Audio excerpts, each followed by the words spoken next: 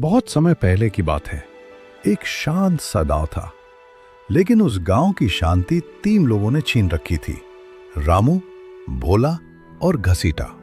ये तीनों कोई आम ठग नहीं थे, ये ठगी के उस्ताद थे। गांव में शायद ही कोई ऐसा इंसान बचा था जिसे इन्होंने ठगा न हो।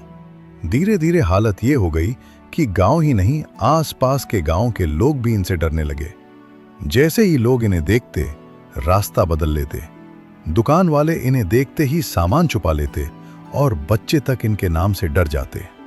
अब हालत ये थी कि इनकी ठगी की दुकान बंद होने लगी। एक दिन तीनों बैठे थे। रामू बोला, अब यहां कुछ नहीं रखा, सब हमें पहचानते हैं। भोला बोला, हाँ उस्ताद, अब कोई फंसता ही नहीं। घसीटा बोला, तो चलो नया शहर चलते हैं, वहां नए लोग होंगे। तीनों ने फैसला किया और निकल पड़े एक नए नगर की ओर। चलते चलते दिन ढल गया। तीनों भूख और प्यास से बेहाल थे। जेब खाली, पेट खाली, ताकत खत्म।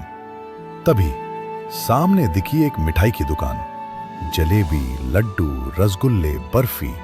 तीनों के मुंह में पानी आ गया। रामू मुस्कुराया, आज पेट भी भरेगा और पैसे भी नहीं देंगे। और उसने एक प्लान बनाया। भोला और घसीटा दुकान में बैठे। हलवाई लाला राम और उसकी पत्नी रामकली बहुत खुश हुए, क्योंकि सुबह से कोई ग्राहक नहीं आया था। भोला बोला, 1 किलो जलेबी देना। घसीटा बोला, 1 किलो लड्डू देना। दोनों खाने लगे, मजे से, आराम से। और फिर पैसे देने से मना कर दिया। भोला बोला, मैं पैसे दे चुका हूं। घसीटा बोला, मैंने तो 50 दिए थे। लाला सेठ परेशान।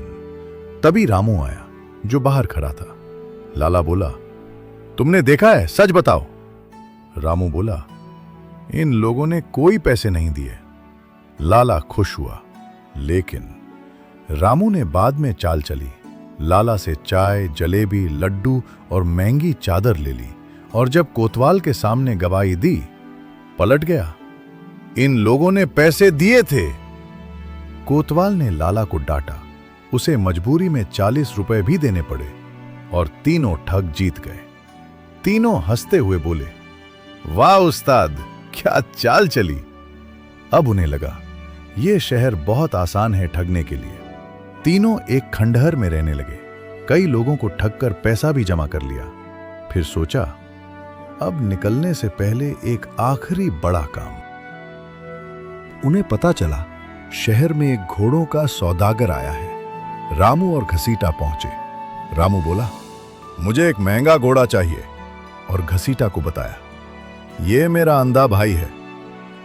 प्लान था घोड़ा लेकर भाग जाना। रामू घोड़े पर बैठा और जैसे ही भागने लगा, घोड़ा बेकाबू हो गया, उसे जमीन पर पटक दिया। रामू घायल हो गया। जब आंख खुली तो सामने खड़ा था वही सौदागर, लेकिन वो असली में कोतवाल था। कोतवाल बोला, उस दिन तुम बच गए थे, पर मैं तुम्हें पकड़ना चाहता था। उसने जासूस लगाए नकली कहानी बनाई और जाल बिछाया। घोड़ा भी खास था, सिर्फ कोतवाल को ही बैठने देता था। रामू डर गया, सब सच बता दिया।